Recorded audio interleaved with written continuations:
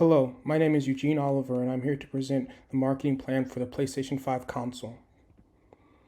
The PlayStation 5 console is owned by the company Sony Interactive Entertainment. Sony Interactive Entertainment is the global leader in interactive and digital entertainment. The PlayStation 5 console is Sony's fifth generation of the PlayStation video game console, which they have been releasing since 1994. The PlayStation 5 is the newest form of video game system that offers technological advances and features never before seen that gives gamers a fresh experience while still allowing them to reach back and play games from the past on the new console. SIE's mission statement is to be a company that inspires and fulfills your curiosity. Our unlimited passion for technology, content, and services, and relentless pursuit of innovation drives us to deliver groundbreaking new excitement and entertainment in ways that only Sony can. Creating a unique new culture and experience, everything we do is to move you emotionally. Be moved. SIE's vision statement is, our vision is to use passion for technology, content, and services to deliver can-do in ways that only Sony can. The target market for the PlayStation 5 is gamers. The core gamers is the primary market in which the PlayStation 5 is trying to reach, that we're trying to sell to. The main reason why gamers are their main source is because that is the primary function of the PlayStation 5. And PlayStation has a very strong customer loyalty due to the previous models of PlayStation that they've been selling for over 20 years. Many of the customers are continuing to buy the new models of PlayStation as they're released.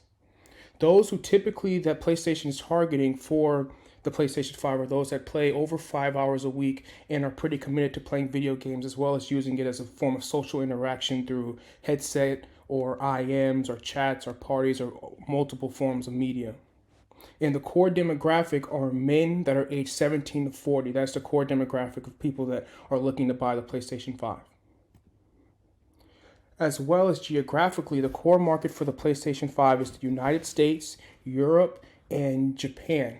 Now, the PlayStation 5 is starting to grow its presence in Australia and the Middle East and South America, but those three core areas are the main geographic areas in which the PlayStation 5 is looking to sell. As well as firmographically, the PlayStation 5 is at an advantage because it's the leading video game console in the world. It leads over Xbox and over Nintendo, and they also have long-standing relationship with retailers such as Best Buy, Amazon, and Walmart, so they're able to wholesale the PlayStation 5 to these companies while they can sell them themselves, which helps increase market share. The main strengths of the PlayStation 5 is that every single console that PlayStation has released since 1994 has sold over 100 million copies each. So they have a long-standing track history of very large sales when it comes to selling these consoles.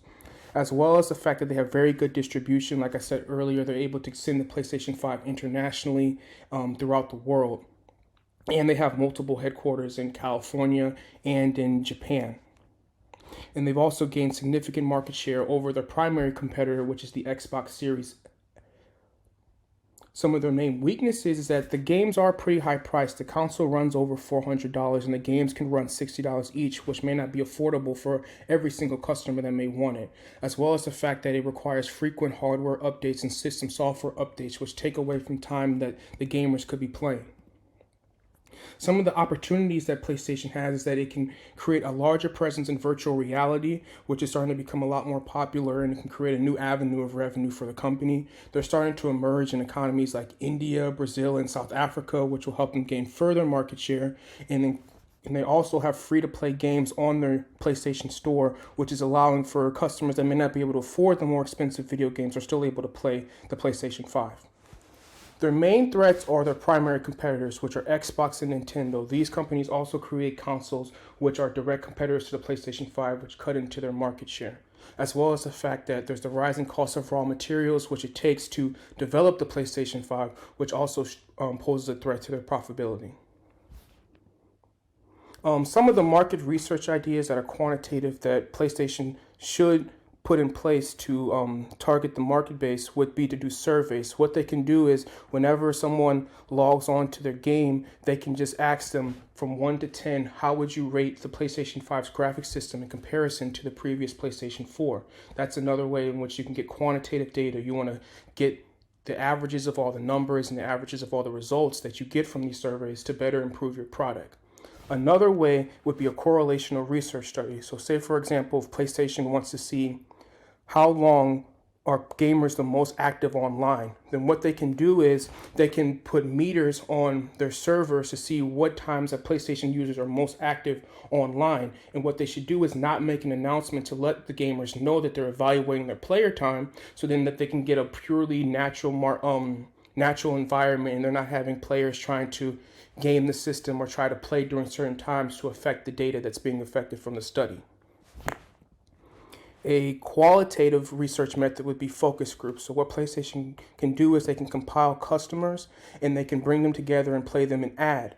And when they play them an ad, they can take notes on their reactions, some of the adjectives they use, some of the emotional reactions in which they react to the ad to better understand how they're trying to reach the customer and what the customer feels like could be improved about the ad, what they like about the ad. And from that information, you can make adjustments to create the best advertisement that you need.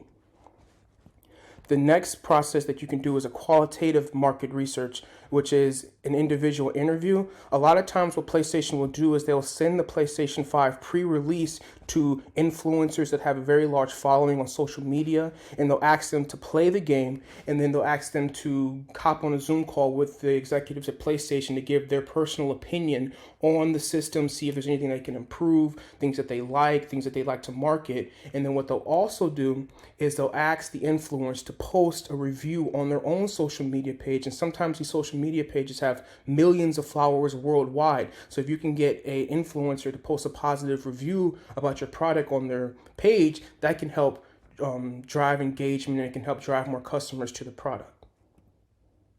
Some of the marketing strategy ideas for the marketing mix would be to utilize people to create a product mix strategy like a bundle. The biggest suggestion I would say is if PlayStation 5 can create a bundle with the new FIFA game, then what you're able to do is you're able to grab not only soccer fans, but also able to get gamers, and they're able to get everything they want in one product. And you can also increase the price because then you could be tapping into the emotion of your customers.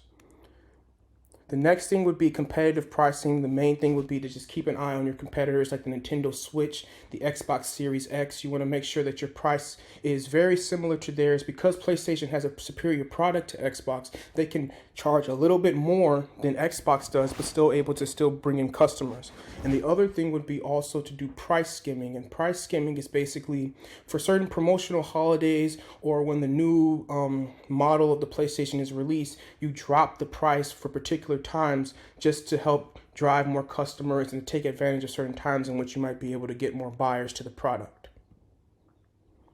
The next promotional strategy would be is to use shared media like social media, Twitter, Instagram, and you're able to connect with influencers and send them the product so that they can create reviews. They can show off the product before it's released so that customers can get an idea of what they're buying, and that can just help drive more interest to the product and drive more interest to the company as a whole. And also, as new products are released, you can send them to the influencers as well, and they can create posts to help hype up the product and help just drive more customers to the product.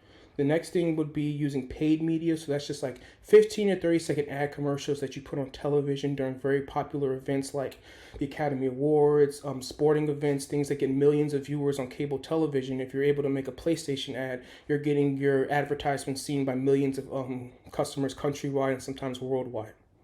The product play strategy in which PlayStation uses direct to consumer, you can buy the PlayStation 5 console directly on Sony's website, and they can ship it directly to your home, which is a direct to consumer way of buying the PlayStation through Sony. The other way is that PlayStation 5 wholesales the console to large retailers such as Best Buy, Amazon, GameStop, and they're able to sell the PlayStation 5 as well at an increased price. So Sony is also making money through wholesale, and these retailers are able to build a relationship with Sony, so when they have more products in the future, they're more willing to go to them because they have a strong track record of success.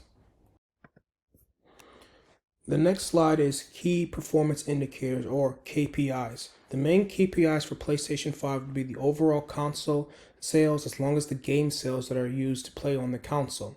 Another KPI would be the overall engagement on online servers. How many gamers might be online playing the game in the system at any given time can be a key performance indicator, as well as sales from the PlayStation Store, which is PlayStation's own digital marketplace in which they have on their console for players to buy games.